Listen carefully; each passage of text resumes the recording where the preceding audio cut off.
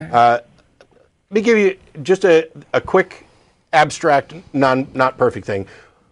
Let's say that you were writing this, and one of the things that you do when you're writing code is that you can have a bunch of predefined constants at the beginning. And you may have a number of functions that then reference those constants at different times. And the constants could be anything from, x equals 3 to the number of apples in this pile is 10 to the speed of light in a vacuum, etc. And different functions will reference different ones of those to determine when I throw this apple, relative to the speed of light, etc.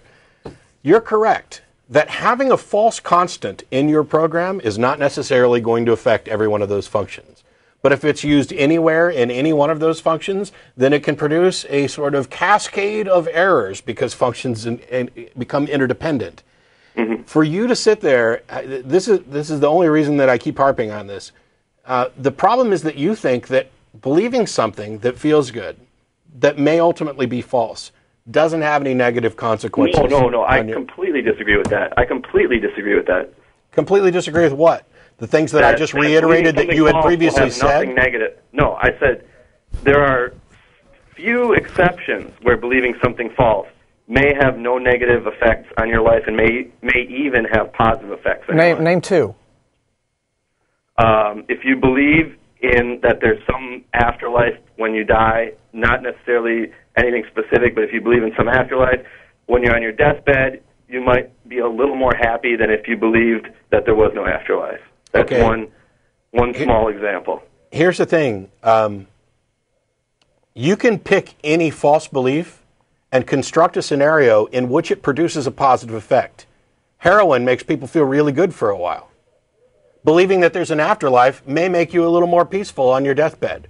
My question is, that's not the only effect that belief has. First of all, every false belief allows you the predisposition to accept more false beliefs. But we don't have to go near the slippery slope. My thing is the belief in an afterlife is fundamentally immoral because it cheapens this life.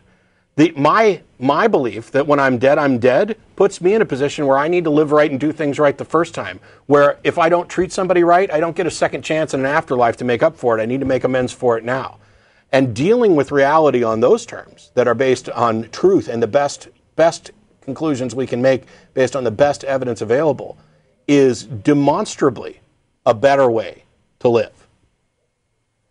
Having your internal worldview more consistent with reality is the key. Not usually, always. Yeah. Because we're talking about decision making. If I'm going to make decisions that affect what I do in reality, then the more consistent my internal view of reality is with actual reality, the better. And the more divergent my internal view is from reality, the worse.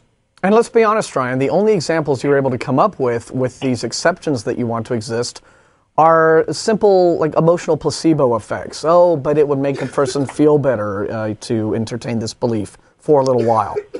Sure. Whereas, listen to what Matt's describing. Matt's describing things that have lifetime consequences in terms of how you interact with your community, with one another, with people in your lives, how you behave, how you take responsibility for your actions and the things that you do. If something you do ends up causing harm, you have to deal with that. You have to take that responsibility now.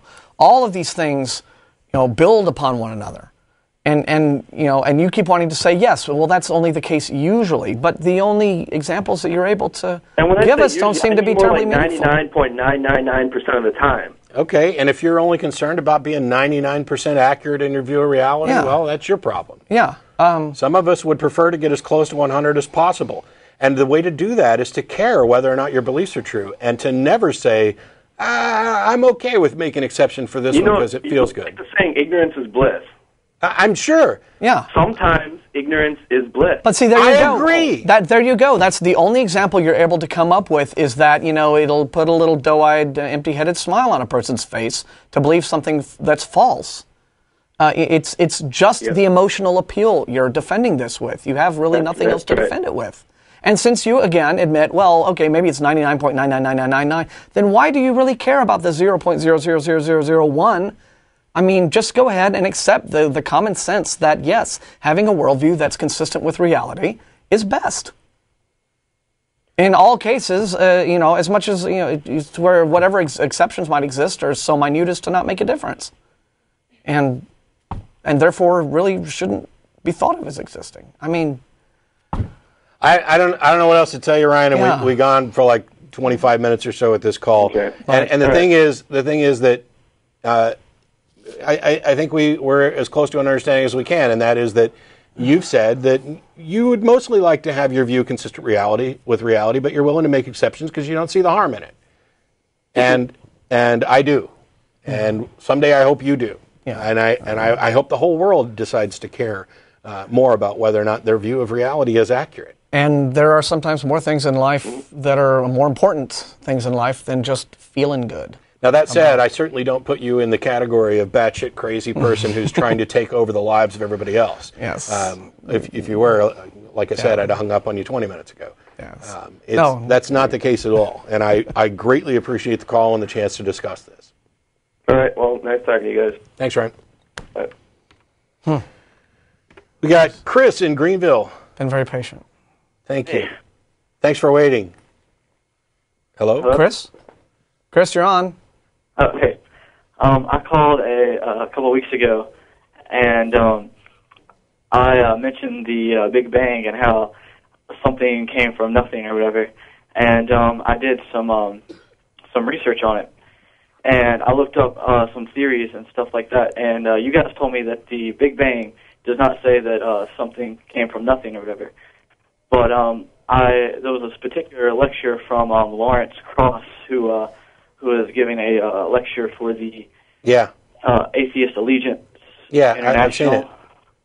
And basically the whole lecture is about how quantum fluctuations in empty space, or essentially nothing, will produce a universe. And talking about how the universe is flat and the future of the universe. The problem is that what physicists mean when they say nothing is not nothing. It's not nothing in the colloquial sense that most people talk about. That's the difference. And anybody who actually watches Krauss's lecture and still has the simplistic colloquial understanding that he's talking about something coming from nothing in that sense, I don't know what to tell you. Krauss explains it better than I could, better than almost anybody I've ever seen. And yet if you watch that and still come out with the physicists are saying it's something comes from nothing, you missed something fundamental in the definitions. It's not that kind of nothing. Yeah, I mean, a singularity is something. Well, the singularity is a mathematical right. But I don't really want to get into this in gross detail because it doesn't matter. It doesn't have any relevance to atheism or theism. It's an interesting bit of science. I think that it does have like a lot to do with either with atheism or deism or theism or something like that, because it sort of gives you a perception about the universe, that most people don't have, or they don't really. Okay. Until this past century, there was no such thing as Big Bang Theory. Was there theism and atheism? Yes. Right. Well, it would. That's my thing. Yeah. Whether or not you believe in a God is not contingent upon whether or not science has a particular explanation for some particular phenomenon or area of understanding. And I'm not. This is a subject that I like. I'm just not an expert on it, and I certainly don't want to waste a whole bunch of time defending it when it's not relevant to the point. Because one of the things is that for example, a lot of the creationists would accept Big Bang cosmology would say, well, that's just the way God did it. Okay, great. And the other people and the atheists would say, okay, this is what science has to say about the origin of the universe, and there's nothing in there that posits or needs to posit the existence of a creator or any type of God or anything that would qualify. And you're at this impasse again. So to me, the relevance of Big Bang cosmology on the issues of theology is no more to the point than the scientific explanation for magnetism or the germ theory of disease. Well, it's like, in Blind Watchmaker, Dawkins pointed out that evolution was certainly not necessary for atheism or vice versa, but Evolution was one of those scientific advances that made it at least possible for atheists to have some degree of intellectual fulfillment behind, because you're right, there was atheism long before evolutionary science came along, just like there was plenty of it before modern physics. But what we find as more and more science comes along to show us how our universe works, it raises more questions, and it keeps pushing supernatural explanations farther and farther away.